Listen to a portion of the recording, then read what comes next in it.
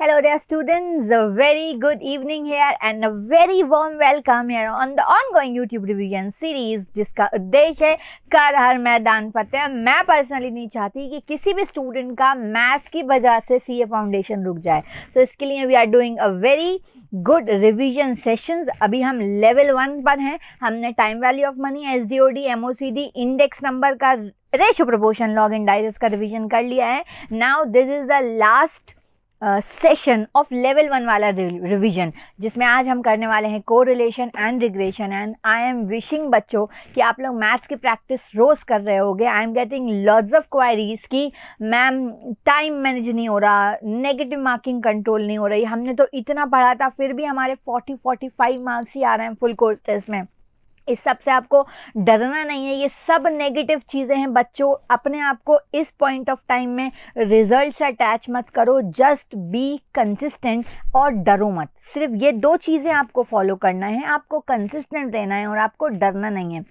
एक बहुत ही अहम सवाल आता है, क्या लेवल 1 एंड लेवल 2 पढ़ के मैम पास हो सकते हैं? डेफिनेटली पास हो सकते हैं, कंडीशन अप्लाई कि आप बाकी का पेपर देख के डरो मत।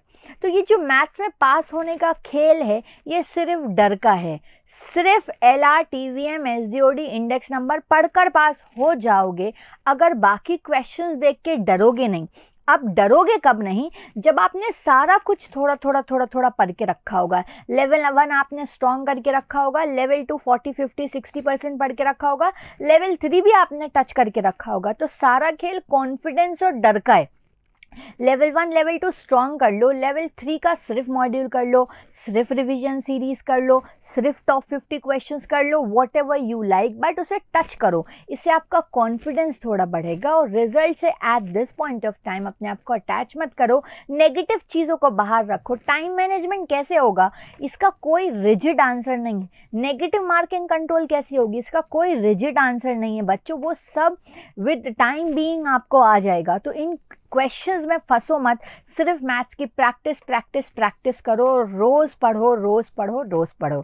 ठीक है, सो विद दिस थिंग हम आगे चल रहे हैं और आज हम पढ़ने वाले हैं कोरिलेशन एंड रिग्रेशन, जिसका वेटेज 3 to 5 मार्क्स होता है। 3 मार्क्स लास्ट 2020 में आया था, उसके बाद आप देखोगे तो 5-4 मार्क्स आपका हमेशा कोरिलेशन रिग्रेशन आ रहा है। तो 5 मार्क्स हम आराम से इस चैप्टर से एक्सपेक्ट कर सकते हैं। अब सबसे पहला ये टॉपिक आपको दिखता है बाइवेरिएट डेटा, जिसमें से क्वेश्चन आते नहीं हैं, तो ये मैं लास्ट में जब टाइम बचेगा, अभी हमारा ऑलमोस्ट 1 to 2 मिनट हो गए, सो मेरा ऐसा घड़ी चलती रहती है टिक टिक टिक टिक, ताकि मैं चाहती हूँ एक कंसाइज रिवीजन आपको मिले, ज़्यादा टाइम आपका रिवीजन में नहीं जाए, क्योंकि 3 महीने से 6 महीने से हम लोग सिर्फ पढ़ ही तो रहे हैं। मैथ्स में सेल्फ स्टडी भी इम्पॉर्टेंट है, तो ये रिवीजन सेशन कंसाइज में होने वाले हैं। 3-3, 4-4 घंटा का एक चैप्टर का रिवीजन नहीं, मैं नहीं पढ़ा सकती। अब मेरा पढ़ाने का फ़ायदा नहीं है, क्योंकि हम सारी फैकल्टीज़ पीछे ये चैप्टर्स कितने आवर्स में कंप्लीट करा चुके हैं। दिस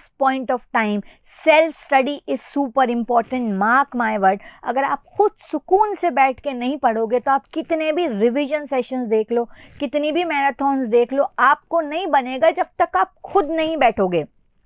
सो ये कंसाइज रिवीजन होने वाला है। खुद से ये क्वेश्चंस लेके ज़रूर बैठना, ये 3-4 फॉर्मूलेस पक्के कर लेना। मैं एक क्वेश्चन करा रही हूँ, उसी कॉन्सेप्ट बेस्ड 1-2 क्वेश्चन की प्रैक्टिस आप कर लेना।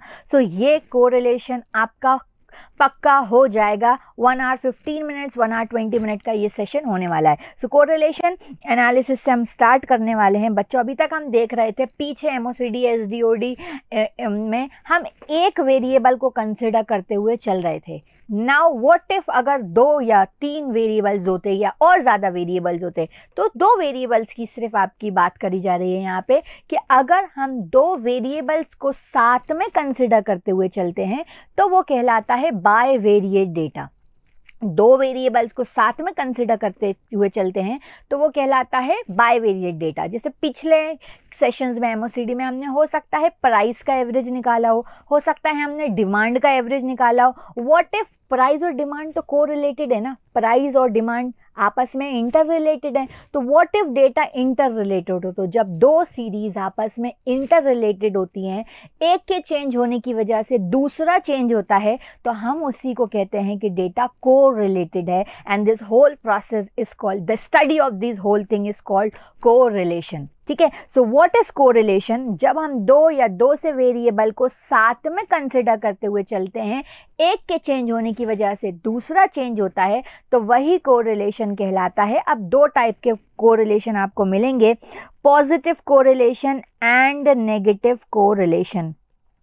Positive correlation and negative correlation. So अगर मैंने पॉजिटिव कोरिलेशन की बात की, तो पॉजिटिव कोरिलेशन कहता है जितनी ज़्यादा आप स्टडी करोगे उतना बेटर आपका रिजल्ट रहेगा। ये पॉजिटिव कोरिलेशन है। जितना कम आप नेगेटिव रहोगे, जितना आप कम नेगेटिव रहोगे उतने ही, अब इसको पॉजिटिव बनाना है, जितना कम नेगेटिव रहोगे उतना ही नेगेटिव मार्किंग कंट्रोल हो जाएगी। ओ माय गॉड, सेकंड वाले को ओमिट कर देते हैं। ठीक है, सो फर्स्ट वाले एग्जांपल से आपको समझ में आ रहा होगा। आप लोग कमेंट बॉक्स में बताओ, जितना कम नेगेटिव रहेंगे उतना कम क्या होगा, उतना कम रिजल्ट पे इफेक्ट पड़ेगा, और क्या होगा, जल्दी जल्दी कमेंट बॉक्स में बता दो। सो पॉजिटिव कोरिलेशन का मतलब है एक चीज़ बढ़ रही है तो दूसरी चीज़ भी बढ़ रही है, एक चीज़ कम हो रही है तो दूसरी चीज़ भी कम हो रही है। नेक्स्ट एग्जाम्पल, हम नेक्स्ट जो है वो है हमारा नेगेटिव कोरिलेशन। नेगेटिव कोरिलेशन का मतलब हो जाएगा एक चीज़ के बढ़ने पर दूसरी चीज़ कम हो जाए, तो हम उसे कहेंगे नेगेटिव कोरिलेशन। ठीक है, सो अब इस पे बेस्ड थोड़े से क्वेश्चंस आपको दिख रहे होंगे, AQB में भी बहुत सारे क्वेश्चंस इसमें देखने को मिल रहा है। The correlation between shoe size and intelligence is what?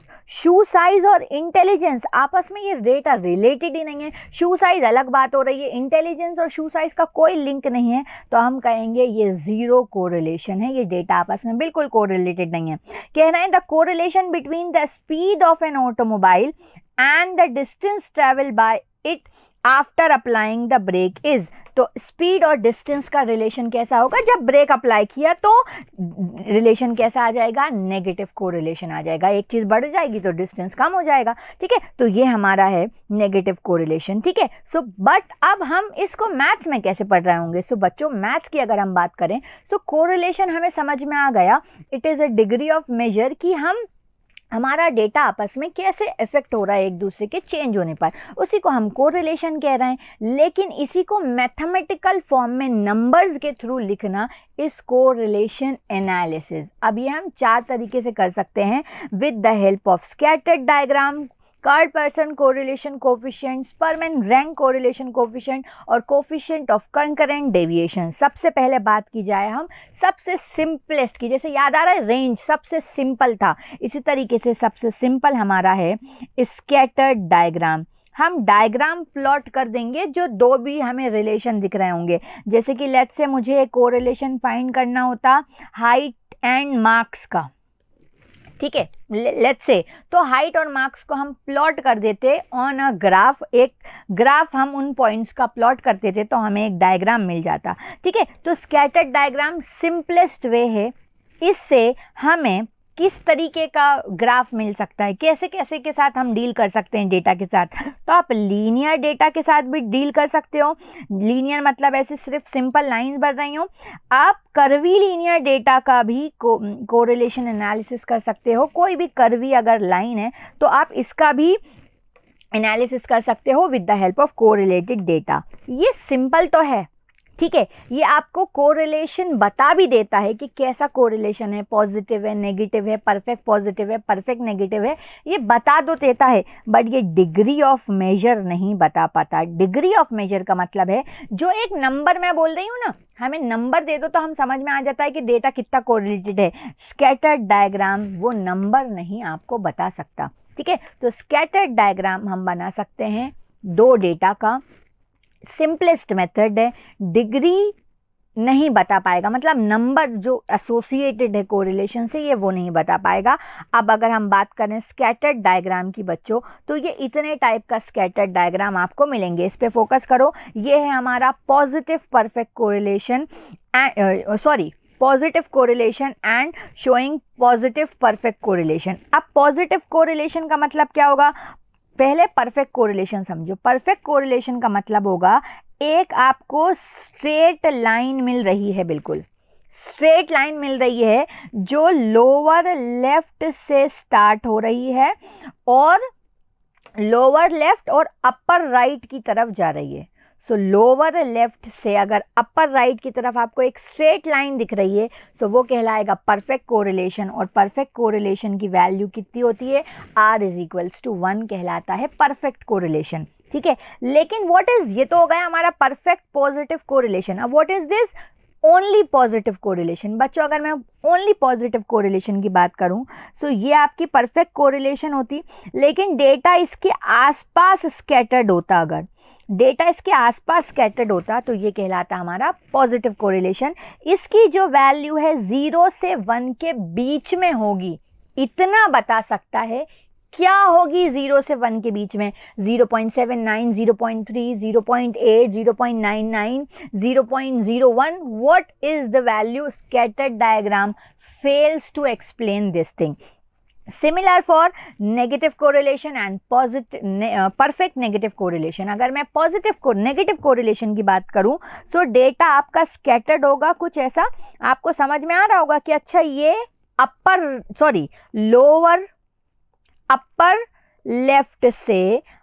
Left से लोअर राइट की तरफ जा रहा है, नीचे की तरफ डाउनवर्ड्स डायरेक्शन में जब जाएगा तब हम उसे नेगेटिव कोरिलेशन कहते हैं। इसकी वैल्यू -1 से 0 के बीच में लाई करेगी, लेकिन क्या -0.3, -0.99, -0.8 ये fails to explain scattered diagram. और अगर हमें अपर लेफ्ट से लोअर राइट की तरफ डाउनवर्ड एक स्ट्रेट लाइन मिलेगी तब हम बोलेंगे वो परफेक्ट नेगेटिव कोरिलेशन है। और परफेक्ट नेगेटिव कोरिलेशन होता है R = -1 पर। सो ओवरऑल हम कह सकते हैं कि ये जो कोरिलेशन कोफिशिएंट है ये आपको -1 से 1 के बीच में मिलेगा। सो -1 अगर मैं बोलूँ तो ये हो जाएगा परफेक्ट नेगेटिव कोरिलेशन। R = +1 में बात करूँ तो ये हो जाएगा परफेक्ट पॉजिटिव कोरिलेशन। -1 से 0 के बीच में बात करूं, -1 से 0 के बीच में बात करूं तो नेगेटिव कोरिलेशन। और अगर मैं 0 से 1 के बीच में बात करूं तो ये कहलाएगा हमारा पॉजिटिव कोरिलेशन। तो ये पॉजिटिव कोरिलेशन, ये नेगेटिव कोरिलेशन, ये परफेक्ट नेगेटिव और ये परफेक्ट पॉजिटिव। कुछ इस तरह से अब आपसे क्वेश्चन इसमें कुछ भी पूछ सकते हैं। ये भी पूछते हैं अपर लेफ्ट से लोअर राइट है तो क्या होगा, इसको ध्यान में रख लेना। ठीक है, अब अगर कोई कोरिलेशन नहीं हुआ तो आपको ऐसे डायग्राम मिल रहे होंगे तो आप बोल देंगे कि कोई डेटा बिल्कुल कोरिलेटेड नहीं है, आप बोल देंगे डेटा बिल्कुल कोरिलेटेड नहीं है। ठीक है, सो ये था आपका स्कैटर्ड डायग्राम। अब इस स्कैटर्ड डायग्राम की हम बात करें तो कुछ इस पे बेस्ड क्वेश्चन जो आज तक एग्जाम में पूछे गए हैं। Scattered diagram is consider for measuring what, दो हमारे पास डेटा होगा, 2 टाइप का डेटा होगा। ठीक है, और कैसा हो सकता है, लीनियर भी हो सकता है और कर्वी लीनियर रिलेशनशिप भी बता सकता है। तो हम बोलेंगे both A and B। Next हम कह रहे हैं if the plotted points in a scattered diagram lie from upper left से कहाँ जा रहा है, लोअर राइट की तरफ जा रहा है, तो ये डेटा कैसा होगा, ये डेटा नीचे की तरफ जा रहा है, डाउनवर्ड्स मतलब नेगेटिव। फिर कह रहा है if the plotted points in a scattered diagram are evenly distributed है तो हमारा जो कोरिलेशन है वो कैसा होगा। अगर हम बात करें इवनली डिस्ट्रीब्यूटेड, सो इवनली डिस्ट्रीब्यूटेड में बच्चों क्या आ जाएगा, अगर हम बात करें इवनली डिस्ट्रीब्यूटेड में मतलब है बिल्कुल सेम है, कोई चेंजेस नहीं हो रहा है। तो जब कोई चेंजेस नहीं हो रहे होंगे तो हम क्या कहेंगे कि हमारा डेटा कैसा है, रिलेटेड ही नहीं है, 0 correlated. If all the plotted points in a scatter diagram lie on a single line, अब सारे के सारे अगर सिंगल लाइन पे हैं, आइदर ऐसे और ऐसे, तो हमारा डेटा कैसा कहलाता है, हमारा डेटा परफेक्ट पॉजिटिव भी हो सकता था, परफेक्ट नेगेटिव भी हो सकता था। तो हम बोलेंगे आइदर A और B ज़्यादा एक्यूरेट है, बोथ A एंड B दोनों हो सकता है, दोनों एक साथ तो नहीं होगा ना, या तो परफेक्ट पॉजिटिव होगा या तो परफेक्ट नेगेटिव होगा, तो आइदर A और B। ठीक है, next when R = 1 all the point in a scattered diagram would lie on what. R is equals to 1 की बात कर रहे हैं, मतलब पॉजिटिव कोरिलेटेड है, पॉजिटिव कोरिलेटेड है, वो भी परफेक्ट, स्कैटर्ड नहीं, परफेक्ट। सो परफेक्ट है तो आपको ये सारे स्ट्रेट लाइन में मिल रहे होंगे, straight line from lower left to upper right, lower left से अपर राइट की तरफ on a straight line which is option 1। ठीक है, तो स्कैटर्ड डायग्राम से कुछ इस तरीके से आपको इजी क्वेश्चन दिख रहे होंगे। अब हम आए यहाँ पे मेन टॉपिक पर, और ये मेन टॉपिक हमारा हो रहा है Karl Pearson's product moment correlation coefficient method. ये सबसे best measure of correlation analysis है, सबसे ज़्यादा बेस्ट है, सबसे ज़्यादा यूज़ किया जाता है। इससे हम डिग्री ऑफ कोरिलेशन मेजर कर सकते हैं, मतलब जो वैल्यू की हम बात कर रहे थे ना, 0 से 1 के बीच में क्या वैल्यू होगी, -1 से 0 के बीच में क्या वैल्यू होगी, वो वैल्यू हमें कार्ल पर्सन मेथड देता है। थर्ड, अगर हम बात करें कोफिशिएंट क्यों टर्म की यूज़ किया गया है, कोफिशिएंट टर्म इसलिए यूज़ किया गया है क्योंकि इसकी कोई यूनिट नहीं होती, ये यूनिटलेस मेजर है। लेट्स से मैं फाइंड कर रही होती correlation between demand and supply, तो डिमांड की अलग यूनिट है, सप्लाई की अलग यूनिट है। अब जब आप इससे कोरिलेशन कोफिशिएंट फाइंड करोगे तो उसकी कोई यूनिट नहीं होगी, ये यूनिटलेस क्वांटिटी है। और जो भी यूनिटलेस क्वांटिटी होती हैं उसके पहले ही हम वर्ड यूज करते हैं coefficient. So why we are calling it coefficient, क्योंकि ये एक यूनिटलेस मेजर है। अब जब हम इसकी बात करते हैं तो इसका फॉर्मूला होता है, स्मॉल r से हम डिनोट करते हैं xy। xy क्यों लिख रहे हैं, क्योंकि हम दो वेरिएबल की बात कर रहे हैं, और ये कार्ल पर्सन कोरिलेशन कोफिशिएंट हो जाता है covariance of xy divided by standard deviation of x multiply with standard deviation of y। अब ये क्या है, कोवेरियंस, वेरियंस कई थोड़ा सा चेंज कर दो। वेरियंस में हम क्या पढ़ते थे, summation of x minus x bar का होल स्क्वायर। होल स्क्वायर क्यों होता था, क्योंकि एक वेरिएबल है, पर अभी तो हमारे पास दो वेरिएबल हैं, so y minus y bar. So covariance of x y हो जाता है सम प्रोडक्ट ऑफ डेविएशन के प्रोडक्ट का sum of both the variable is covariance of x and y divided by number of observation. ठीक है, standard deviation of x and standard deviation of y हम already MOCD में पढ़ चुके हैं। Standard deviation of x कितना हो जाएगा, स्टैंडर्ड डेविएशन ऑफ एक्स की हम बात करेंगे तो हो जाएगा under root of x square divided by N minus x bar का whole square. Standard deviation of y की बात करेंगे तो हो जाएगा summation of y square divided by number of observation minus y bar का whole square. Covariance of x y की बात करेंगे so covariance of x y हो जाएगा बच्चों, आप कोवेरियंस वेरियंस के जैसा होता है। वेरियंस में हम क्या करते थे, समीशन ऑफ x का square divided by number of observation minus mean का स्क्वायर। क्योंकि एक ही वेरिएबल था तो हमने स्क्वायर लगा दिया था, पर यहाँ पे तो अभी हमारे पास दो वेरिएबल है ना, एक x है और एक y है। तो ये हमारा कोवेरियंस का फॉर्मूला बन जाएगा summation of x Y divided by N minus x bar into y bar. ठीक है, ये तीनों मिला के हमारे फॉर्मूले बनेंगे। तो ये कुछ इस तरह से हमें करना है, सबसे पहले कोवेरियंस फाइंड कर लो, उसके बाद standard deviation of x find कर लो, उसके बाद standard deviation of y find कर लो, फिर सारी चीज़ों को वैल्यू में पुट कर दो तो आपको r की वैल्यू मिल जाएगी। एक आध क्वेश्चन पहले हम देख लेते हैं, जैसे ये क्वेश्चन रहा, बोल रहे हैं compute the correlation coefficient between x and y from the following data. हमें n की वैल्यू दी है, समीशन ऑफ एक्स वाई दिया है, समीशन ऑफ एक्स स्क्वायर दिया है। सो पहले एक एक करके, ये क्या हुआ, एक एक करके हम सारी चीजें फाइंड करते हैं, एक एक करके हम सारी चीजें फाइंड करते हैं। आई एम सो सॉरी, एक एक करके हम सारी चीजें फाइंड करते हैं। सबसे पहले सुकून से एक क्वेश्चन करना सीख लो तो सब सीख जाओगे, एक क्वेश्चन करना सीख लो तो सब सीख जाओगे। सबसे पहले हम फाइंड करते हैं covariance of x in comma Y.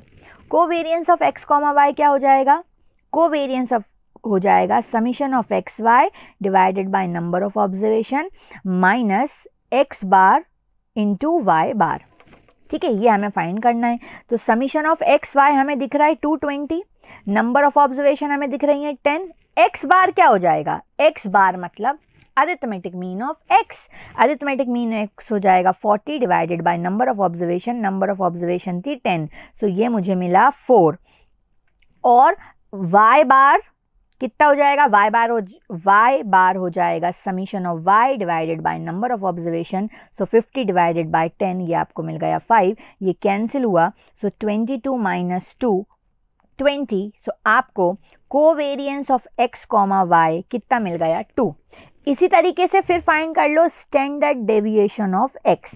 Standard deviation of x कितना हो जाएगा, जो ऑब्जर्वेशन के सम का स्क्वायर है उसका डिवाइड करते हैं नंबर ऑफ ऑब्जर्वेशन से माइनस मीन का स्क्वायर कर देते हैं। तो समीशन ऑफ, मैं अभी लिख रही हूँ, आप सब कैलसी पे कर सकते थे वैसे, समीशन ऑफ x स्क्वायर हमें दिख रहा है 200, नंबर ऑफ ऑब्जर्वेशन हमें दिख रही है 10, x का mean 40, sum of 10 terms are 40, तो मीन कितना हो जाएगा 40 डिवाइडेड बाय 10 विच इज़ 4।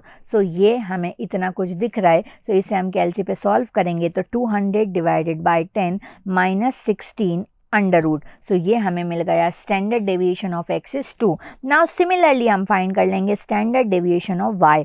तो स्टैंडर्ड डेविएशन ऑफ y बच्चों क्या हो जाएगा, summation of y square divided by n minus y bar का होल स्क्वायर।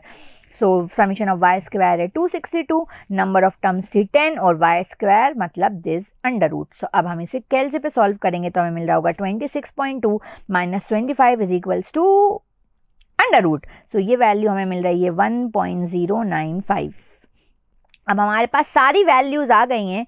अब हमें पता होना चाहिए था what is the value of correlation coefficient. बच्चों अगर मैं कोरिलेशन कोफिशिएंट की बात करती तो कोरिलेशन कोफिशिएंट होता था covariance of x Y divided by sigma X and sigma Y.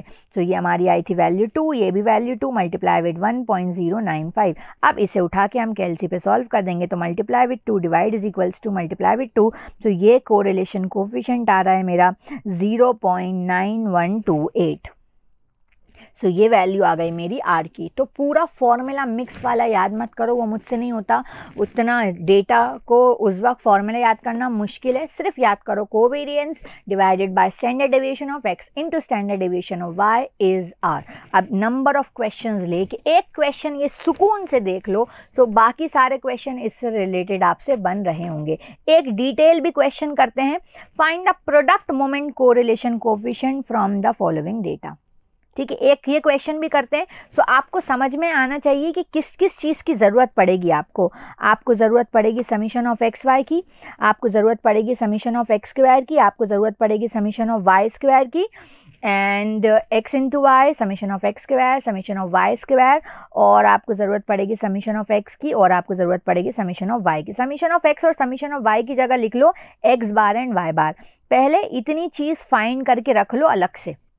Summation of X into Y find कर सकते हो क्या कैलसी पे, summation of X into Y हम कैलसी पे फाइंड करते हैं। एक्स इंटू वाई मतलब एक्स का मल्टीप्लाई वाई के साथ, फिर इसे ऐड करते जाना है। तो 2 multiply 9m plus 3 multiply 8m plus 5 multiply 8m plus 5 multiply 6m plus 6 multiply 5m plus 8 multiply 3m plus MRC। सो ये वैल्यू आपकी आ रही है, ये वैल्यू आपकी आ रही है कितनी, ये वैल्यू आ रही है आपकी 166।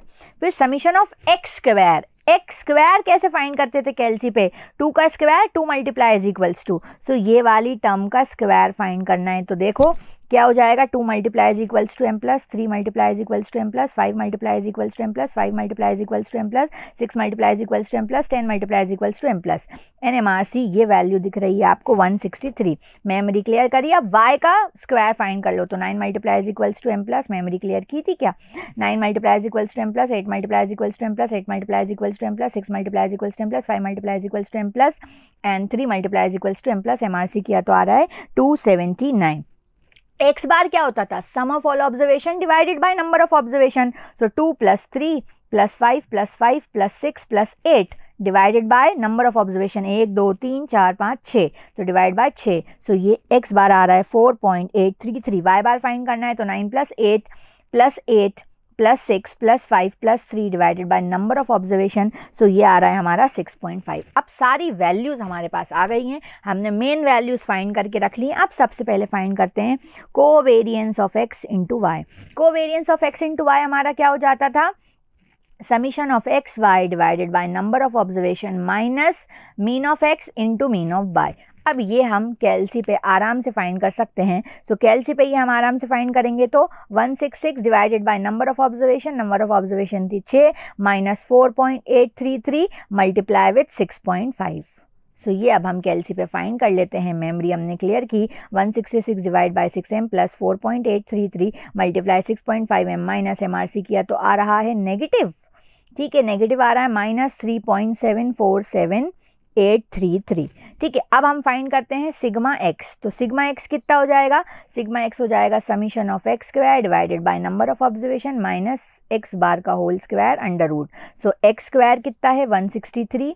मेमोरी हम क्लियर कर दें, 163 में हमने डिवाइड करा नंबर ऑफ ऑब्जर्वेशन और इसे मेमोरी में स्टोर कर दिया, और एक्स बार का स्क्वायर मतलब 4.833 का स्क्वायर, इसे m माइनस कर दिया, MRC and then under root. So ये वैल्यू मुझे मिल गई कितनी? 1.951। इसी तरीके से फाइंड कर लेंगे हम सिग्मा वाई। सिग्मा वाई हो जाएगा summation of Y square divided by n minus y bar का होल स्क्वायर। तो स्टैंडर्ड डेविएशन वाई का फाइंड कर लो। तो समीशन ऑफ वाई स्क्वायर कितना दिख रहा है? मेमोरी क्लियर करी, 279 divided by 6 m plus and then y का whole square m minus MRC under root. ये वैल्यू दिख रही है 2.0615। इतनी वैल्यूज हमारी आ गई, covariance of x Y, sigma X and sigma Y. अब हमें वैल्यू पुट कर देंगे, आर की वैल्यू हमें मिलेगी 3.7478 डिवाइडेड बाय 1.951 मल्टीप्लाई 2.0615। अब ये सब हमें डिवाइड मल्टीप्लाई कर देना है। सो मल्टीप्लाई 1.951, इसका रेसिप्रोकल करेंगे और मल्टीप्लाई कर देंगे 3.7478 से। सो आंसर मिल रहा होगा 0.93, मतलब माइनस 0.9318, तो 93 कह सकते हैं। सो ये हमारी आर की वैल्यू आई। थोड़ा लेंदी है, I agree, but this is the best method. Direct फॉर्मूले में पुट करके आप डायरेक्ट वाला फॉर्मूला भी यूज़ करते हो तो I am okay with that as well, पर ये सुकून से 2-3-4 मिनट लगेंगे, बट आराम से हो जाएगा, एरर के चांसेस यहाँ पे नहीं है। ठीक है, तो ऐसे आप प्रोडक्ट मोमेंट कोरिलेशन कोफिशिएंट या Karl Pearson's correlation coefficient R की वैल्यू आराम से कैलसी पे फाइंड कर सकते हो। सबसे पहले ये डेटा फाइंड कर लो, covariance and variance, and you are good to go. ठीक है, नाउ नेक्स्ट क्वेश्चन की अगर हम बात करें, सो ये बड़ा लेंदी सा क्वेश्चन है, 7.6। इसमें आपसे बोल रहे हैं कि इनकरेक्ट ऑब्जर्वेशन ये हैं, करेक्ट ऑब्जर्वेशन ये हैं, तो बताइए correct value of correlation coefficient क्या होगी। इसका वर्किंग रूल मैं बता दूंगी आपको, उस हिसाब से आपको करना होगा।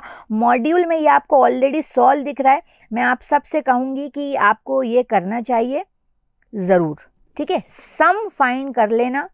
सम फाइंड करने के बाद कैसे, करेक्ट सम क्या हो जाता था? Incorrect sum minus incorrect observation plus correct observation, फिर उस हिसाब से आपको करेक्ट कोरिलेशन कोफिशिएंट मिल जाएगा। हमारे 10-15 मिनट लग जाएंगे इस क्वेश्चन में। देखते हैं हमारे पास लास्ट में कितना टाइम बचता है। अभी हमारा ऑलरेडी 25 मिनट्स हो गए, तो हम ये क्वेश्चन को थोड़ा होल्ड पे डाल दें। मॉड्यूल में से पर आप देख के कर लेना, क्लास में आपको ज़रूरी करवाया होगा। अब हम बात करते हैं प्रॉपर्टीज ऑफ कोरिलेशन कोफिशिएंट की। बच्चों, प्रॉपर्टीज ऑफ कोरिलेशन कोफिशिएंट की बात करें तो सबसे पहले ये यूनिट फ्री मेजर है। सेकंड हम बात करें, सो अगर हमें चेंज ऑफ स्केल और चेंज ऑफ ओरिजिन का फाइंड करना है तो नेगेटिव साइन पे बहुत इफेक्ट पड़ता था। अगर सेम साइन है, दोनों एक्स के या वाई के कोफिशिएंट सेम है तो कोरिलेशन कोफिशिएंट सेम रहता था। अगर दोनों माइनस हैं तो भी सेम रहेगा, पर एक प्लस और एक माइनस है तो नेगेटिव हो जाएगा। अगर पॉजिटिव 0.5 था तो नेगेटिव 0.5 हो जाएगा, नेगेटिव 0.5 था तो पॉजिटिव। मैं समझ में नहीं आ रहा। So let's take one example. देखो, हमसे क्वेश्चन नंबर 6 कह रहे हैं, अगर u plus 5x is equals to 6 है। ये एक क्वेश्चन आराम से समझ लो, आई बेट यू आपको समझ में आ जाएगा। 3y minus 7v is equals to 20 है। बोल रहा है correlation coefficient of x comma y 0.5 है, तो correlation coefficient of uv find कीजिए। सो uv का कोरिलेशन कोफिशिएंट फाइंड करने बोला है ना, तो सबसे पहले uv की वैल्यू फाइंड कर लो। इक्वेशन 1 से अगर मैं u की वैल्यू फाइंड करूं तो आ जाएगी 6 माइनस 5x। इक्वेशन 2 से अगर मैं v की वैल्यू फाइंड करूं तो v की वैल्यू आ जाएगी मेरी 3/7y माइनस 20/7। ठीक है, अब ये uv की वैल्यू फाइंड करनी। स्टेप नंबर 1 होता है u और v की वैल्यू फाइंड कर लो। अब स्टेप नंबर 2 होता है बच्चों, स्टेप नंबर 2 होता है x का और y का साइन देखो क्या है। x का और y का साइन देखो क्या है, यहाँ पे x का साइन माइनस है और यहाँ पे y का साइन पॉजिटिव है। x का साइन माइनस है, y का साइन पॉजिटिव है, तो प्लस माइनस आपको क्या मिलेगा, माइनस। तो अगर साइन चेंज होता है, अगर प्लस प्लस होता तो ये 0.58 आंसर आ जाता, पर क्योंकि अब माइनस आ गया, साइन अलग अलग होते हैं, सो आर यू की वैल्यू नेगेटिव ऑफ 0.58 हो जाएगी, -0.58। एक दो क्वेश्चन और होंगे ज़रूरी, तो हम एक क्वेश्चन और देख लेते हैं जिससे आपको क्लैरिटी आ जाएगी। जैसे कि question number 52 of your booklet. देखो कह रहे हैं अगर x और y का कोरिलेशन कोफिशिएंट 0.5 है तो इस चीज़ का कोरिलेशन कोफिशिएंट बताइए। हम मान लेते हैं ये uv है, सो u की वैल्यू हो गई 2x - 4 और v की वैल्यू हो गई 3 - 2y। देखो x के पास पॉजिटिव वैल्यू है, इसके पास नेगेटिव वैल्यू है, एक वैल्यू पॉजिटिव एक वैल्यू नेगेटिव, मतलब ओवरऑल नेगेटिव। प्लस माइनस अगर साइन अलग अलग है, साइन अगर चेंज है, तो जो भी आंसर है उसका नेगेटिव कर दो, तो 0.5 का नेगेटिव कितना हो जाएगा, -0.5।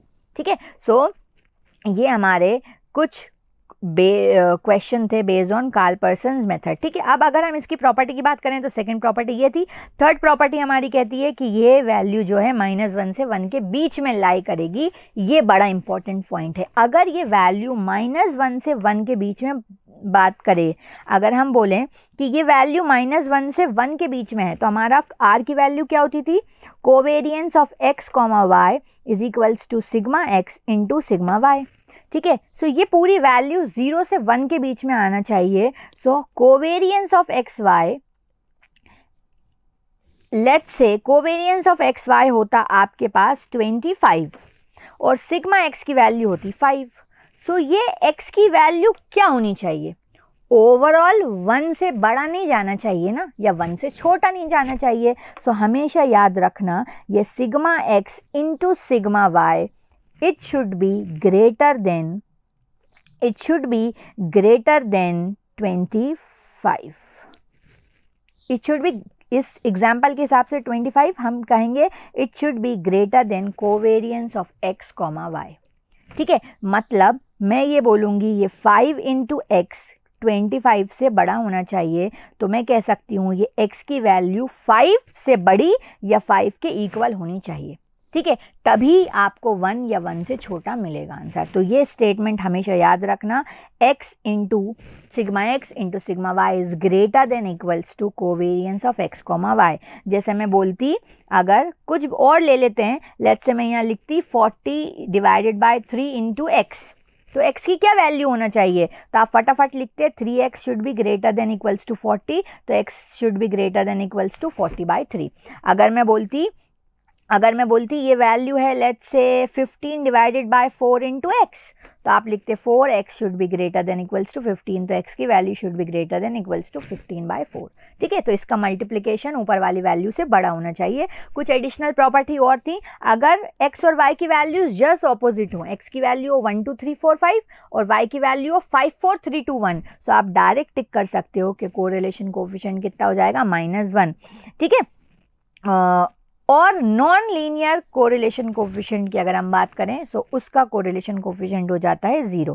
ठीक है, अब कुछ और रैंडम क्वेश्चन होंगे, विल सॉल्व दैट। देखो यहाँ पे एक क्वेश्चन इसी पे बेस्ड कह रहे हैं, if covariance of x, y is 15, x और y का कोवेरियंस कितना है, 15 है, सो क्या रिस्ट्रिक्शन होंगी स्टैंडर्ड डेविएशन की, तो हमने पढ़ लिया standard deviation should be greater than equals to covariance, तो स्टैंडर्ड डेविएशन का product should be greater than equals to 15, so more than 15, more than equals to आना था, पर ठीक है, मोर देन इक्वल्स टू आना था, पर ऑप्शन में सिर्फ मोर देन लिखा है। ठीक है, अब क्वेश्चन नंबर थर्ड क्या कह रहे हैं, the covariance is 20, variance of one variable is 16। थोड़ा सा घुमा दिया क्वेश्चन को, स्टैंडर्ड डेविएशन कितना होता था, √ ऑफ वेरियंस, तो अगर वेरियंस 16 है तो स्टैंडर्ड डेविएशन कितना हो जाएगा, 4। तो हमें पता है कोवेरियंस ऑफ x हमें पता है standard deviation of x into standard deviation of y should be greater than equals to covariance. तो कोवेरियंस 20 दिया है, स्टैंडर्ड डेविएशन 4 दे दिया, तो ये सिग्मा y की वैल्यू कितनी हो जाएगी? सिग्मा y की वैल्यू हो जाएगी 5। सिग्मा y की वैल्यू हो जाएगी 5। मोर देन 10 नहीं, मोर देन 1.5 नहीं, मोर देन 10, लेस देन 10 भी नहीं, पर ये सिग्मा का स्क्वायर कर दिया, ठीक है। तो sigma square y is greater than equals to 25 which is option A. दोनों जगह स्क्वायर कर दिया, कर दो, सो ऑप्शन ए, ठीक है। सो ये अच्छा क्वेश्चन था, 2 प्रॉपर्टीज पे बेस्ड क्वेश्चन थे, तो आप ये डायरेक्ट रिजल्ट यूज कर सकते हो। क्या यही पूछ लें, the product of standard deviation of x and y is always greater than equals to covariance of x, y। इससे आप आराम से x की वैल्यू या y के स्टैंडर्ड डेविएशन की वैल्यू फाइंड कर सकते हो, ठीक है। अब कह रहे हैं if the sum of the product of the deviation of x and y from their mean is 0 then the correlation between x and y is, x and y का कोरिलेशन होता है बच्चों covariance of x, y divided by sigma x into sigma y। अब बोल रहे हैं the product of deviation of x and y, x का deviation और y का डेविएशन का प्रोडक्ट का सम 0 है, तो यही कोवेरियंस 0 हो जाएगा। अब स्टैंडर्ड डेविएशन कुछ भी हो तो ये वैल्यू भी आपको कितनी मिल जाएगी? कोरिलेशन कोफिशिएंट आपको मिल जाएगा 0। अगर डेविएशन ही 0 है तो कोवेरियंस 0 हो जाएगा, कोवेरियंस 0 हुआ तो r की वैल्यू 0 हो जाएगी, ठीक है। नेक्स्ट कह रहा है if the correlation between x and y is 0.5, ठीक है, r की वैल्यू 0.5 है, covariance of x, y is 16, then the standard deviation of y is, y का standard deviation पूछा है। हमारे फॉर्मूला क्या होता है? r की वैल्यू होती है बच्चों covariance of x, y divided by sigma x into sigma y। ये क्वेश्चन में एक चीज़ मिसिंग है, हमें पास r की वैल्यू दी है, कोवेरियंस की वैल्यू भी दी है, हमसे y की वैल्यू पूछी है, सो हमें x का स्टैंडर्ड डेविएशन गिवन होना चाहिए था। डेटा इनएडिक्वेट, डेटा सफिशिएंट नहीं है, पता नहीं आंसर भी दिया है या तो आगे क्वेश्चन होगा या एक आध लाइन मिस हो गई है। डेटा इनएडिक्वेट, हमें सिग्मा x की वैल्यू गिवन होनी चाहिए थी, तभी तो हम सिग्मा y की वैल्यू फाइंड कर पाते। नाउ नेक्स्ट क्वेश्चन, ये आप लोग करके बताओ। देखो कह रहा है for the set of observation the value of Karl Pearson's coefficient is what. हमें ये वैल्यू दी है, तो ये एक्स वाई की वैल्यू है ना, फंक्शन पढ़ के आए हो, पहला x की वैल्यू होती है, दूसरा y की वैल्यू होती है। तो x की वैल्यू है 1 2 3 4 5 और y की वैल्यू है 2 5 7 8 एंड 10। अब आपको यहाँ पे फाइंड करना है, तो यार summation of x into Y find करो, summation of x square find करो, summation of y square find करो, x बार फाइंड करो, y बार फाइंड करो। ये सब फाइंड करने के बाद covariance of x y find करो, सिग्मा x फाइंड करो, सिग्मा y फाइंड करो, फिर r की वैल्यू आपको फाइंड करनी रहेगी। r की वैल्यू हो जाएगी covariance of x, y divided by sigma x into sigma y। फिर आपको r की वैल्यू मिलेगी। जल्दी जल्दी इस क्वेश्चन को सॉल्व करो, गिविंग यू दिस 2 मिनट, उसके बाद हम आगे बढ़ेंगे, ठीक है। हो पाएगा? There are lot of work to do, but एक आधी क्वेश्चन आएगा, एक से ज़्यादा क्वेश्चन नहीं आएगा, तो 2-3-4 मिनट लगा देना, पर आंसर आना चाहिए, 1 मार्क्स मिल जाएगा। सारा कुछ कैलसी से हो रहा है, दिमाग तो इतना लगना नहीं है। I hope you all guys are enjoying the session, do let me know कैसा लग रहा है, ठीक है। कोरिलेशन कोफिशिएंट थोड़ा सा कैलकुलेटिव है बट ईजी है, फॉर्मूला आपको याद रहा तो आप बाकी की सारी चीज़ें कर सकते हो पाएगा ना? हो पाएगा? ग्रेट, आंसर आ रहा है।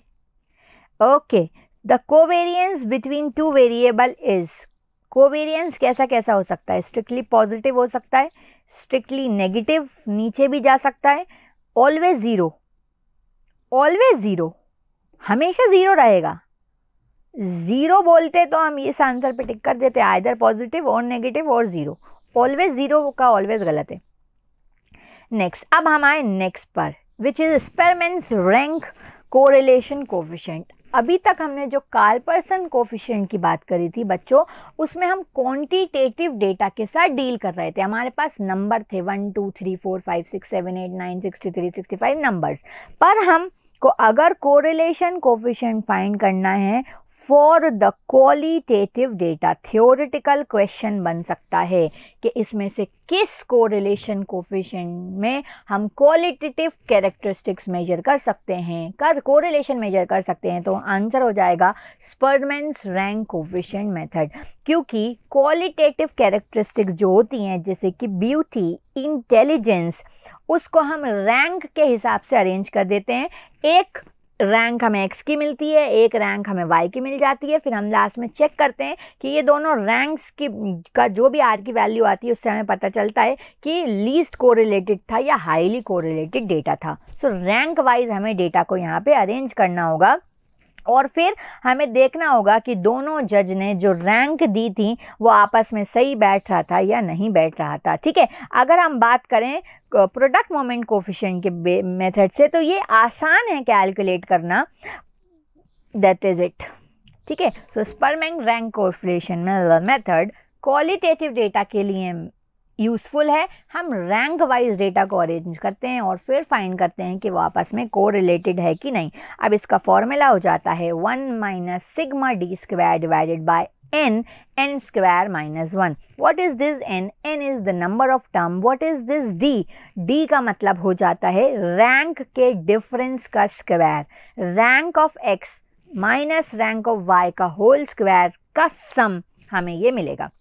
और दो फॉर्मूलाज हैं तो एक एक करके मैं आपको ये क्वेश्चन बता देती हूँ जिससे आपको ये समझ में आ जाएगा मेथड। एक क्वेश्चन सुकून से समझ लो। Compute the coefficient of rank correlation. Rank correlation को हम कैसे लिखते हैं? आर के से लिखते हैं शायद, नहीं रैंक को आर से लिखते हैं, देख लेना। ठीक है, between sales and advertisement in thousand of rupees from the following data. तो ये सेल्स का डेटा है, ये एडवर्टाइजमेंट का डेटा है। हमें कोरिलेशन कोफिशिएंट फाइंड करना है, रैंक कोरिलेशन फाइंड करना है। तो सबसे पहले हमें रैंक ऑफ एक्स, मान लो ये एक्स है और ये वाई है, तो हमें रैंक ऑफ एक्स और रैंक ऑफ वाई फाइंड करनी पड़ेगी। हमारा कितना टाइम हो गया? 38 मिनट्स। ठीक है भैया, गुड गुड, ठीक ठीक स्पीड है हमारी। सो रैंक ऑफ एक्स हम फाइंड कर लेते हैं। रैंक देना है अब हमें, तो सबसे ज़्यादा मार्क्स वाले को सबसे ज़्यादा रैंक दी जाएगी। सो ये 1, सबसे पहले 90 दिख रहा है, फिर हमें दिख रहा है 85, फिर 82, फिर नहीं, सबसे पहले 95, सबसे पहले दिख रहा है 95, फिर 90, 85, 82, 80, 74, 5, 6, 7 एंड 8। 1 2 3 4 5 6 7 8।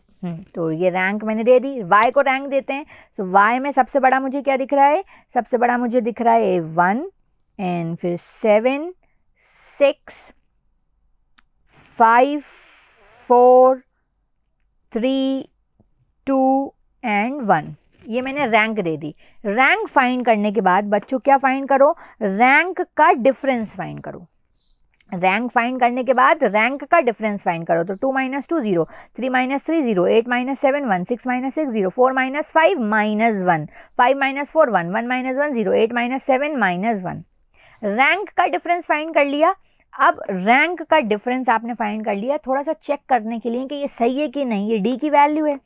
समीशन ऑफ डी देखो, 1 + 1 2, 2 - 2 0। तो ये एक क्वेश्चन भी आ जाता है कि रैंक के डिफरेंस का सम इन रैंक कोरिलेशन क्या होता है? 0। ये एडिशनल बात थी। अब हम क्वेश्चन पे आते हैं। अब हमें इसका स्क्वायर करना है, तो हमें इसका स्क्वायर करना है। तो 1 मेमोरी क्लियर करी, 1 का स्क्वायर m प्लस, 1 का स्क्वायर m प्लस माइनस 1 का स्क्वायर m प्लस एंड फिर 1 का स्क्वायर m प्लस MRC किया तो कितना आ रहा है? 4। इसका स्क्वायर करना है ना, तो 0 0 1 माइनस 1 का स्क्वायर 1 1 0 1। तो ये सबको ऐड कर दिया तो समीशन ऑफ डी स्क्वायर कितना मिल गया? 4। तो पहले रैंक वाइज अरेंज किया, फिर माइनस किया, फिर उसका स्क्वायर किया। स्क्वायर करने के बाद आपको मिल गया नंबर ऑफ टर्म्स। इसमें कितनी थी? नंबर ऑफ टर्म्स थी इसमें 8। अब बस हमें सिर्फ फॉर्मूले में सारी चीज़ रखना है। ईजी है ये, कंपैरेटिवली देखा जाए तो फर्स्ट मेथड से ईजीली कैलकुलेट हो जाता है। सो आर की वैल्यू हमारे पास कितनी आ जाएगी? 1 - 6 summation of D square divided by n square -1। So R की वैल्यू हो जाएगी 1 माइनस 6 इंटू 4 डिवाइडेड बाय 8, 8 का square 64, 64 minus 1 which is 63. So 1 minus 6 into 4 divided by 8 into 63. अब इसको आपको सॉल्व कर लेना है. सो इसको हम सॉल्व कर लेंगे तो 6 multiply 4 divided by 8 divided by 63 plus minus plus 1. So ये आंसर आपको मिल रहा है. आर की वैल्यू आ रही है 0.9523. थोड़ी कैलकुलेशन मिस्टेक हो जाती है कभी कभी कैलसी पे, तो वो कंसिडर कर लेना. आर इज इक्वल्स टू 0.9523 का मतलब क्या है, अब आप ये भी समझ सकते हो. R इज इक्वल्स टू 0.9523 का मतलब है पॉजिटिव कोरिलेशन, मतलब हाईली कोरिलेटेड है. परफेक्ट कोरिलेशन 1 होता था ना, मतलब ये जो दोनों रैंक्स दी गई हैं ये आपस में जज हम कह सकते हैं हाईली कोरिलेटेड डेटा है. जो इन्होंने जजमेंट पास की है वो सही थी. तो हमें इससे ये आंसर मिल रहा है. आंसर ज़रा चेक कर लेना 0.9523 सही है कि नहीं. ठीक है. सो ये था हमारा एक एग्जाम्पल. अच्छा, अब कभी कभी आपको डायरेक्ट रैंक भी दी हो सकती थी, जैसे इस क्वेश्चन में देखो कंप्यूट रैंक कोरिलेशन कोफिशिएंट, पर डायरेक्ट रैंक दी है तो इसका मतलब सिर्फ आपको इसमें डी की वैल्यू फाइंड करना है. तो 10 minus 5, 5 minus 1, 6 minus 9 minus 3 minus 1, 2 minus 8 minus 6, 7 minus 3 minus 4, 4 minus 3 1, 7 minus 4 3, 9 minus 10 minus 1, 8 minus 1 7. अब हमको इसका स्क्वायर करके ऐड करना है. इसका स्क्वायर करके हमें ऐड करना है. तो अब हम क्या करें, अब 5 multiplies equals to m plus, और हम 5 multiplies equals to m plus, 1 multiplies equals to m plus, 3 multiplies equals to m plus, 1 multiplies equals to m plus, 6 multiplies equals to. मेरी स्लाइड पता नहीं बार बार ऑफ क्यों हो रही है, आज क्या ही दिक्कत आ रही है. ठीक है, okay, just give me a minute बच्चों. Will start by here. ये डिलीट हो चुका है. आई डोंट नो वाई, क्यों ऐसा हो रहा है आज बार बार ये बंद क्यों हो रहा है, मुझे समझ में नहीं आ रहा. पर ठीक है, एक बार और सॉल्व कर लेते हैं. 10 minus 5, 5 minus 6 minus 1, minus 3 minus 1 minus 6 minus 4, 3 3 minus 1 and 7. अब इसका हमें स्क्वायर फाइंड करना है. तो स्क्वायर हम कैलसी पे आसानी से फाइंड कर सकते थे. कैलसी पे या फिर ऐसे ही फाइंड कर लो तो ज़्यादा इजी हो जाएगा. 25, 1, 9, 1, 36, 16, 9, 9, 1 और 49. अब इन सबको हमें ऐड करना है. सो इस सबको हमें ऐड करना है. अरे यार, स्क्रीन में कितनी छोटी करूं. सो ये हो जाएगा 25 plus 1 plus 9 plus 1 plus 36 plus 16 plus 9 plus 9 plus 1 plus 49. सो ये आपका ऐड करके आ रहा है कितना, 156. एक बार मैंने ये सब एडिशन करके लिख के भी रखा है, तो मैं एक बार चेक कर लेती हूँ कि ये 156 आ रहा है क्या ऐड करके. एंड नहीं, 148 आना चाहिए. मैंने कुछ गड़बड़ की. इनको ऐड करके ना 148 मिलेगा. 5 minus 1 minus 3 4 minus 3 is 1, 4 minus 3 is 1. सो यहाँ पे आपको मिल रहा होगा 1.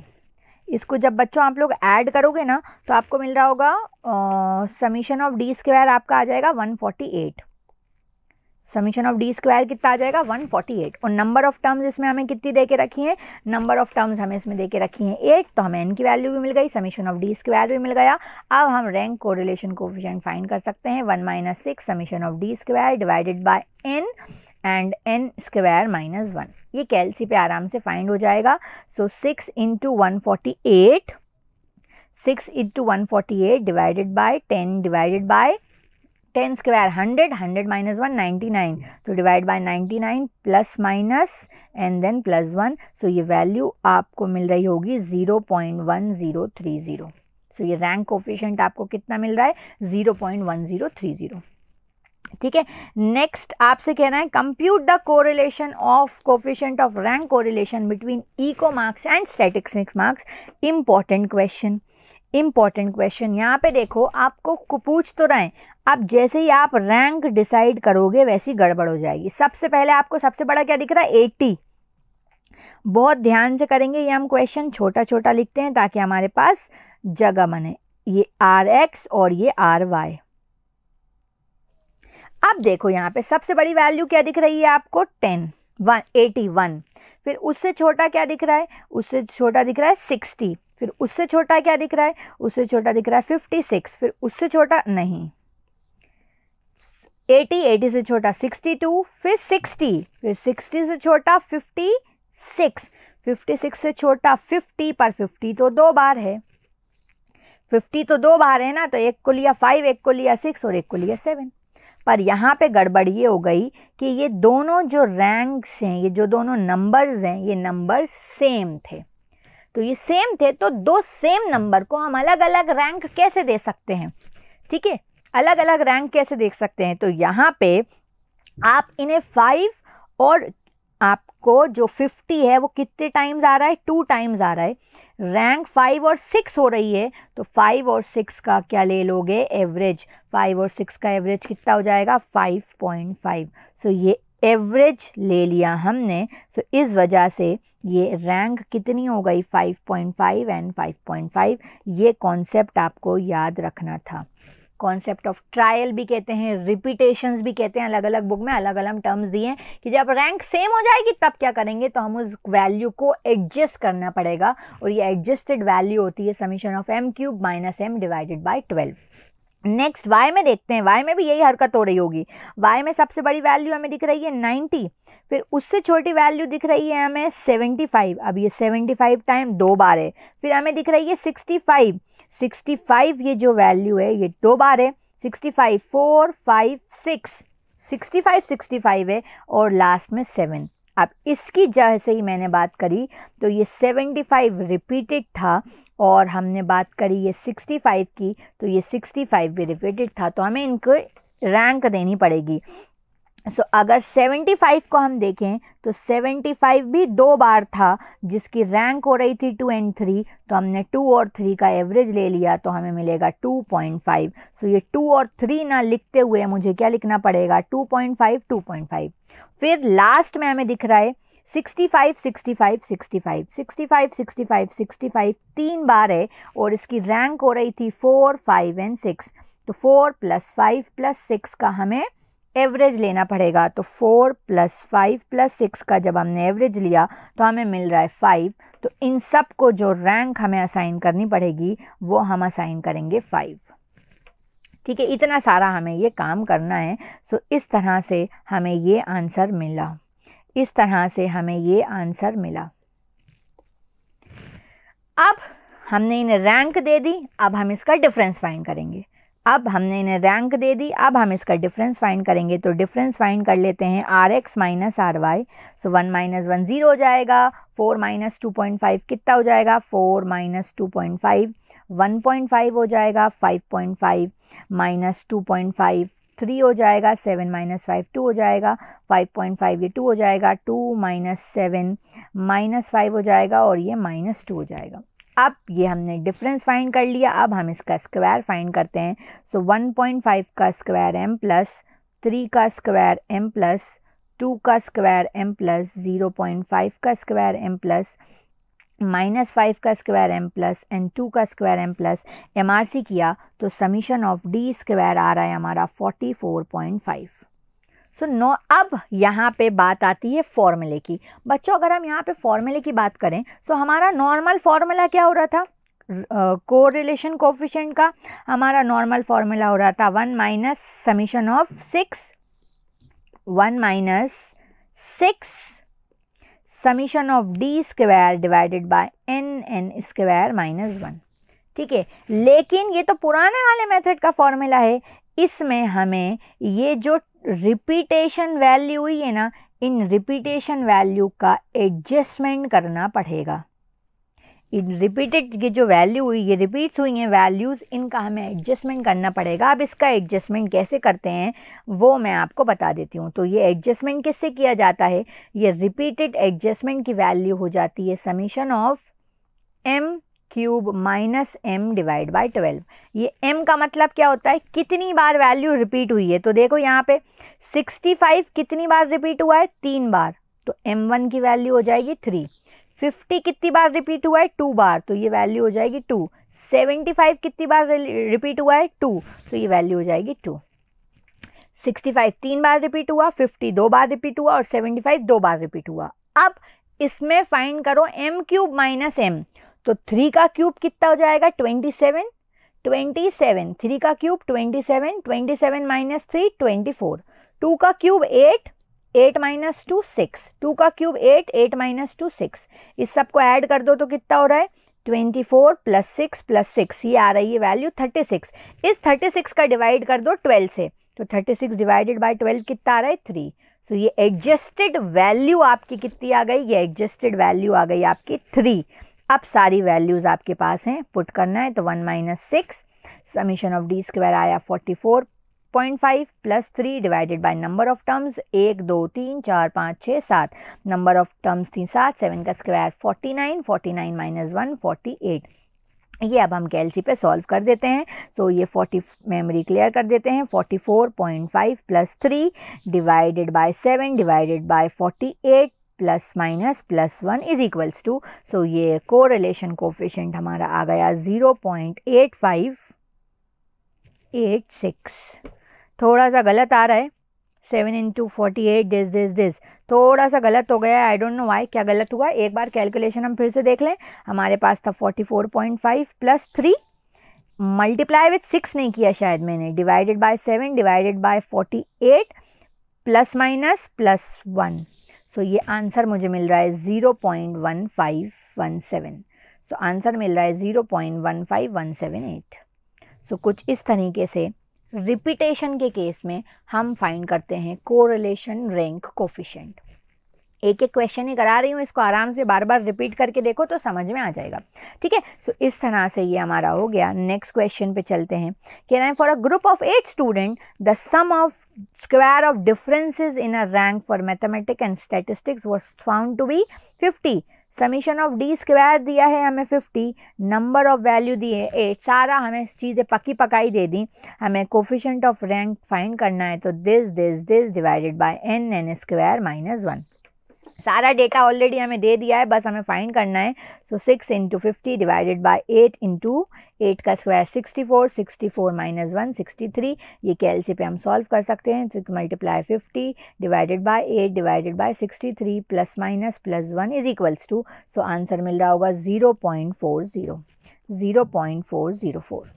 ठीक है। Next question, for a number of towns the coefficient correlation between the people living in the public area is 0.5 sum of ये भी नॉर्मल सा क्वेश्चन है, इसमें n की वैल्यू फाइंड करना है, बाकी दो वैल्यू फिलिंग है, आप लोग खुद कर लेंगे, ठीक है। ये अच्छा क्वेश्चन है। देखते हैं हमारे पास कितना टाइम बचा है। होल्ड पे डाल रही हूँ, अगर हमारा सेशन में टाइम बच रहा होगा then we will solve this question, ठीक है। 54 मिनट्स हुए हैं, पर ये भी हमारे 2 मेथड और बचे हैं, इस पर हम अभी आते हैं। ये इनकरेक्ट वाला है, इनकरेक्ट करेक्ट ऑब्जर्वेशन वाला है, तो हम इस पे आते हैं। हमसे बोल रहे हैं कि जो वैल्यू थी 7 उसको क्या ले लिया गया, गलती से 5 ले लिया गया, और नंबर ऑफ ईयर्स रिटर्न है। इनकरेक्ट ऑब्जर्वेशन हमारे पास 7 है और करेक्ट ऑब्जर्वेशन हमारे पास 5 है। करेक्ट ऑब्जर्वेशन हमारे पास 5 है और आर की वैल्यू हमें 0.8 दी है, तो हमसे बोल रहे हैं बताइए करेक्ट वैल्यू क्या होगी। तो बच्चों इस सब में हीरो कौन होता है, हीरो होता है सम। तो सबसे पहले आप सम फाइंड कर लो, करवाई देती हूँ मैं, इंपॉर्टेंट कैटेगरी ऑफ क्वेश्चन है। इन सब में हीरो कौन होता है, सम। अब इसकी वैल्यू क्या होती थी 1 minus 6 summation of D square divided by n square minus 1। ये आपको दिए 0.8 वैल्यू, 1 माइनस 6, यही सम आपको फाइंड करना है, और n की वैल्यू थी 10 इंटू 99। अब यहाँ से आप सम फाइंड करोगे तो कितना हो जाएगा, ये हो जाएगा आपका 6 डिवाइडेड बाय 990, 6 डिवाइडेड बाय 990, तो 0.8 minus 1 is equals to 0.00606 summation of D square. So ठीक है, तो 0.8 माइनस 1 डिवाइडेड बाय 0.00606, सो ये समीशन ऑफ डी स्क्वायर की वैल्यू आपकी कितनी आ गई 33.0033। ठीक है, तो ये इनकरेक्ट सम है, ये इनकरेक्ट सम है। तो करेक्ट सम क्या होगा, करेक्ट सम फाइंड करने के लिए इस वाली ऑब्जर्वेशन में से हम माइनस कर देंगे इनकरेक्ट ऑब्जर्वेशन और प्लस कर देंगे करेक्ट ऑब्जर्वेशन। तो जो करेक्ट सम था, जो करेक्ट सम था वो कितना आ गया 31.00, 31 मान लो, बस क्वेश्चन सॉल्व हो गया। अब कोरिलेशन कोफिशिएंट की वैल्यू फाइंड कर लो, तो हो जाता था 6 into 31.00 divided by n, n की वैल्यू थी 10 divided by 99 and then plus minus की प्लस 1। सो ये वैल्यू आपकी 0.8121 कुछ आ रही होगी। ठीक है, अब एक बार मैच कर लेना आंसर, थोड़ा बहुत गलत हो सकता है। आर की वैल्यू होती है 1 minus 6 summation of D square divided by number of observation multiply with 99। तो 6 multiply with 31 divided by 10 divided by 99 plus minus की प्लस 1 इज इक्वल्स टू, सो 0.8121 आपको आंसर मिल रहा होगा। तो इन सब केसेस में एमओसीडी में हमने पढ़ा था ना, वर्ड प्रॉब्लम मेथड में हीरो कौन होता है? हीरो होता था हमारा सम, तो हम सम फाइंड कर लेंगे। ठीक है, now next question, determine Spearman's rank coefficient from the following data. आपको पका पकाया दिया है, जून 2019 में पूछा गया। सो रैंक कोफिशिएंट हो जाएगा आपका 1 minus 6 into 30 divided by 10 multiply with 99। तो आप कैलसी उठाएंगे और कर देंगे 6 multiply with 30 divided by 10 divided by 99 plus minus की प्लस 1 इज इक्वल्स टू, सो आपको ये वैल्यू मिल रही है 0.818। तो हम लगभग कह सकते हैं 0.82, हम लगभग कह सकते हैं 0.82 विच इज ऑप्शन है। In Spearman's coefficient the difference sum of difference of mark is what. ये मैंने आपको बताया था कि जो हमारा रैंक का डिफरेंस होता है, जो भी हमारा रैंक का डिफरेंस आता है उसका आप सम करोगे तो हमेशा आपको क्या मिलेगा? हमेशा आपको मिलेगा 0। चाहो तो ऊपर ये जो हमने ये लिखा है ना, इससे वेरीफाई भी करके देख सकते हो आप लोग। देखो ये हमारा आया ना, इस सब को ऐड करो आपको 0 मिल रहा होगा। तो इसका मतलब हमने ये क्वेश्चन सही किया था। 1.5 plus 3 plus 2 plus 0.5 minus 5 minus 2, ये आपको मिल रहा है क्या? 0। तो sum of difference of the rank हमेशा क्या मिलता है? हमेशा मिलता है 0। तो यहाँ पे आके हमारा ये नेक्स्ट मेथड खत्म होता है जो कि था स्परमैन्स रैंक कोफिशिएंट मेथड। अब नास्ट मेथड पे हम चलते हैं जो कि है कोफिशिएंट ऑफ कंकरेंट डेविएशन। अब जब हम बात करें इन दोनों मेथड्स की, तो हमने देख लिया बहुत कैलकुलेटिव है, बहुत सारी कैलकुलेशन करना है। हमें कोई कैलकुलेशन नहीं करना, हमें मोटा मोटी हिसाब चाहिए कि कितना डेटा कोरिलेटेड है। तो मोटा मोटी हिसाब के लिए आप ये थर्ड वाला मेथड फाइंड करते हो जो कि एक सिंपल एंड कैजुअल मेथड है दो वेरिएबल्स के बीच में कोरिलेशन बताने का। इसमें आप साइंस का यूज़ करते हो। कैसे? देख लो, एक क्वेश्चन मैं आपको सॉल्व करा देती हूँ। ठीक है, इसमें हम कंकरेंट डेविएशन फाइंड करते हैं। आप देखो प्राइस, ये एक्स वेरिएबल है, ये वाई वेरिएबल है। तो सबसे पहले एक्स का साइन फाइंड कर लो। एक्स का साइन फाइंड करेंगे तो 25 से 28 वैल्यू बढ़ रही है तो पॉजिटिव, 25 से 30 वैल्यू बढ़ रही है तो पॉजिटिव, 30 से 23 कम हो गई नेगेटिव, 23 से 35 बढ़ गई पॉजिटिव, फिर बढ़ गई पॉजिटिव, फिर बढ़ गई पॉजिटिव, फिर बढ़ गई वैल्यू पॉजिटिव। इसी तरीके से साइन ऑफ वाई फाइंड करो तो 35 से 34 कम वैल्यू हो गई, 34 से 35 ज़्यादा वैल्यू हो गई, फिर कम हो गई, फिर कम हो गई, फिर कम हो गई, फिर कम हो गई, फिर कम हो गई। ठीक है, अब इन साइन को मल्टीप्लाई कर दो। So plus minus minus plus plus plus minus minus plus plus minus minus minus minus. अब काउंट करो कि आपने ये कंपैरिजन कितनी बार किया, 1 बार, 2 बार, 3 बार, 4 बार, 5 बार, 6 बार, 7 बार। तो जितनी बार ये आपने ये कंपैरिजन, ये डेविएशन फाइंड कराए, इसे हम कहते हैं m की वैल्यू। तो m की वैल्यू हो गई 7। अब आती है ये कंकरेंट डेविएशन के सम की वैल्यू। अब ये कंकरेंट डेविएशन का सम क्या होता है? कंकरेंट डेविएशन का सम बच्चों हमारे पास हो जाता है कि पॉजिटिव साइन फाइनल जो हमने मल्टीप्लाई किया ना, फाइनल मल्टीप्लाई करने के बाद पॉजिटिव साइन कितना आ रहा है, कितनी बार आ रहा है, उसे हम कहते हैं c की वैल्यू। कंकरेंट डेविएशन मतलब माइनस करने के बाद ये पॉजिटिव साइन कितनी बार आ रहा है। तो ये देखो पॉजिटिव साइन कितनी बार आ रहा है, 2 टाइम्स, तो c की वैल्यू हो गई 2। अब बस ये 2 ही वैल्यू हमें चाहिए थी। अब हमें मिल गई। फाइनल फॉर्मूले में सारी वैल्यू पुट करना है। नंबर ऑफ ऑब्जर्वेशन कितनी थी? 1 2 3 4 5 6 7 8। नंबर ऑफ ऑब्जर्वेशन अगर 8 होंगी तो m की वैल्यू कितनी हो जाएगी? 1 कम। तो यहाँ से आप रिलेशन बोल सकते हो, n होता है आपका m + 1। टोटल 8 वैल्यू थी पर कंपेयर 7 बार करा तो 7 + 1 8। ठीक है, तो m की वैल्यू 1 कम होती है, n की वैल्यू 1 ज़्यादा होती है। m से किसी भी तरीके से कह सकते हो। अब सिर्फ हमें इस कंकरेंट डेविएशन के फॉर्मूले में वैल्यू पुट करना है जो कि होता है plus minus 2c - m divided by m। नहीं, 2c डिवाइडेड बाय m। अब यहाँ पे भी ये प्लस माइनस की वैल्यू आती है, यहाँ पे भी ये प्लस माइनस की वैल्यू आती है। तो सबसे पहले ये 2c माइनस m फाइंड कर लो। अब आपको क्या करना है, 2c माइनस m फाइंड कर लेना है। तो 2c की वैल्यू भी तो 2 थी और m की वैल्यू कितनी थी 7, तो ये वैल्यू कितनी आ गई आपकी -3। बच्चों ये वैल्यू कितनी आ गई आपकी -3। 2c माइनस m की वैल्यू क्योंकि -3 आ गई तो इस वाले साइन में से भी आप नेगेटिव साइन चुन लोगे और इस वाले साइन में से भी आप नेगेटिव साइन चुन लोगे। तो यहाँ पे भी आपने नेगेटिव साइन लगाया और यहाँ पे भी नेगेटिव साइन लगाया, अंडर रूट लगाया और m की वैल्यू थी 7। इतनी बात समझ में आ गई। 2c माइनस m की जो वैल्यू होगी सब जगह वही वाला साइन ले लेना, क्योंकि 2c माइनस 7 -3 था तो यहाँ भी माइनस लिखा और यहाँ पे भी माइनस लिखा। अब इसको सॉल्व कर दें हम, 3 डिवाइडेड बाय 7 का रूट हो जाता है 0.65, तो आंसर मिलेगा -0.65। 3 डिवाइडेड बाय 7 का रूट होता है 0.65, तो आंसर मिलेगा -0.65। कुछ इस तरह से ये क्वेश्चन सॉल्व होता है। एक दो क्वेश्चन हम और कर लेते हैं, देखो क्या कह रहा है, if concurrent deviation is 1/√3 and the sum of deviation is 6, मतलब c की वैल्यू 6 है for n pairs of data. So ये n की वैल्यू क्या होगी, फॉर्मूले में पुट करते हैं।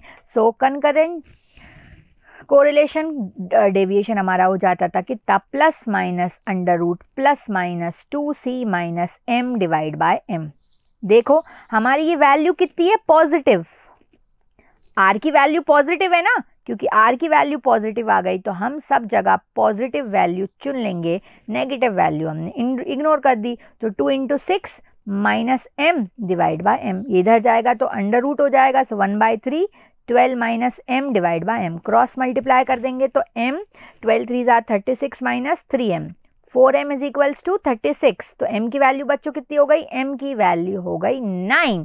पर हमसे तो n की वैल्यू पूछी थी, तो n की वैल्यू होती है m + 1, सो 9 + 1। हमारा आंसर कितना आया, n की वैल्यू क्योंकि हमसे पूछी थी तो आ गया हमारा 10। आधे बच्चे 9 पे टिक कर देते हैं, जो कि गलत है। m की वैल्यू हमसे नहीं पूछी थी, हमसे ये नहीं पूछा था कितनी पेयर्स को हमने कंपेयर किया है, हमसे बोल रहे थे टोटल नंबर ऑफ टर्म्स कितनी थी, तो 10 हमारे पास आंसर आ जाएगा। ठीक है, नाउ नेक्स्ट क्वेश्चन अगर हम बात करें, बोल रहा है in the method of concurrent deviation only the deviation direction of change, positive direction or negative direction in the variable are taken in the फर्जी क्वेश्चन है। कंकरेंट डेविएशन हम क्या यूज करने के लिए यूज करते हैं, कोफिशिएंट ऑफ स्टैंडर्ड डेविएशन नहीं, coefficient of correlation yes, coefficient of correlation नहीं, नन ऑफ द अबव। तो आंसर क्या होगा बी। तो ये क्वेश्चन हमने ऑलरेडी कर लिया। Which of the following is not the method of measure of dispersion, तो आंसर आ जाएगा कंकरेंट डेविएशन मेथड। ठीक है, सो इसी पे आके हमने ये सारे क्वेश्चंस बच्चों सॉल्व कर लिए हैं, ये सारे क्वेश्चंस हमने सॉल्व कर लिए हैं, कुछ important questions based on this exercise. तो यहाँ पे आके हमारा कोरिलेशन रिग्रेशन होता है खत्म। अच्छा, अब हम बाइवेरिएट डेटा की बात कर लेते हैं। बाइवेरिएट डेटा हमने लास्ट के लिए बचा के रखा था and we still have few minutes with us. तो बाइवेरिएट डेटा की मतलब मैंने आपको ऑलरेडी बताया, जब हम 2 टाइप के डेटा को साइमल्टेनियसली कंपेयर करते हैं तो उसी को हम कहते हैं बाइवेरिएट डेटा। जैसे लेट्स से एक मेरे पास x की सीरीज होती, एक y की सीरीज, लेट्स से x होता मैथ्स के मार्क्स और y होते स्टैट्स के मार्क्स। इन दोनों को आप साथ साथ कंपेयर करना चाहते तो ऑब्वियसली अब आप बाइवेरिएट डेटा को प्रेजेंट करोगे तो आपको डिस्ट्रीब्यूशन टेबल बनाना पड़ेगा, तो उसको हम बोलते हैं जॉइंट डिस्ट्रीब्यूशन टेबल या बाइवेरिएट डिस्ट्रीब्यूशन टेबल। मैथ्स के मार्क्स आप यहाँ लिख दोगे और स्टैटिस्टिक्स के मार्क्स आप यहाँ लिख दोगे, स्टैटिस्टिक्स के मार्क्स आप यहाँ लिख दोगे। ठीक है, लेट्स से स्टैटिस्टिक्स के मार्क्स आपके हो जाते 5, 10, 15, 20 की रेंज में और ये हो जाता लेट्स से 5, 10, 15 की रेंज में। तो अब यहाँ से क्या क्वेश्चन बनता है, यहाँ से ये क्वेश्चन बनता है कि कितने नंबर ऑफ सेल्स आपको यहाँ मिलेंगे। तो नंबर ऑफ सेल्स फाइंड करने के लिए आप नंबर ऑफ रोज और नंबर ऑफ कॉलम्स को मल्टीप्लाई कर दोगे। तो नंबर ऑफ सेल्स का फॉर्मूला हो जाएगा number of rose multiply with number of columns which is P × Q। 3 रोज हैं और 4 कॉलम्स हैं तो कितने सेल बन जाएंगे, 4 3 12। ठीक है। नेक्स्ट मेथड आता है कि अगर आपके स्टैटिस्टिक्स के मार्क्स हैं और मैथ्स के मार्क्स हैं तो कितने आपके पास मार्जिनल डिस्ट्रीब्यूशन बनेंगे, क्योंकि दो को कंपेयर करना है तो या तो मैथ्स की फ्रीक्वेंसी लिख सकते थे सिर्फ या स्टैटिस्टिक्स की फ्रीक्वेंसी लिख सकते थे सिर्फ। सो मार्जिनल डिस्ट्रीब्यूशन 2 मिलेंगे। जल्दी जल्दी मैं बता रही हूँ, डिटेल में बुक में इस मॉड्यूल में लिखा है, एक बार रीड कर लेना। अब हम बात करते हैं कंडीशनल डिस्ट्रीब्यूशन की। अगर कोई कंडीशन लगा दी तो कि मैथ्स की सीरीज बताओ उन बच्चों की जिनके स्टैटिस्टिक्स में 10 से 15 मार्क्स थे, ऐसा कुछ कंडीशन लगा दी तो कंडीशनल डिस्ट्रीब्यूशन कितने बन सकते हैं? Summation of rose plus summation of columns, P plus Q। सो अगर मैं बोलूँ इसमें कितने कंडीशनल डिस्ट्रीब्यूशन होते तो आप बोलते 4 + 3 7।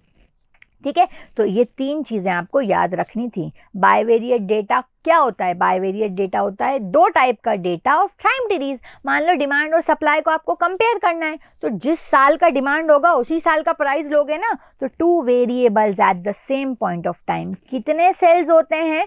P × Q। मार्जिनल डिस्ट्रीब्यूशन हमेशा 2 होते हैं, कंडीशनल डिस्ट्रीब्यूशन हमेशा क्या होता है? P + Q। सो ये क्वेश्चन कुछ हमारे थे बाइवेरिएट डेटा से। 1-2 क्वेश्चन और हैं वो भी देख लेना। ठीक है, तो यहाँ पे आके बच्चों हमारा एक अच्छा कोरिलेशन का रिवीजन हो गया है। सारे ऑलमोस्ट क्वेश्चन हमने यहाँ पे कैटेगरी ऑफ क्वेश्चंस कवर कर लिए हैं।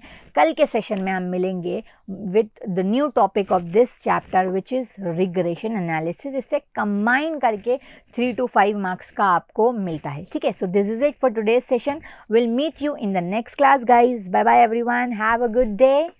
इसी तरह के इन्फॉर्मेटिव वीडियोस देखने के लिए हमारे चैनल को सब्सक्राइब करें और लेटेस्ट वीडियोस को सबसे पहले देखने के लिए बेल आइकॉन को हिट करें। साथ ही लाइक और शेयर करना ना भूलें। APT educating India.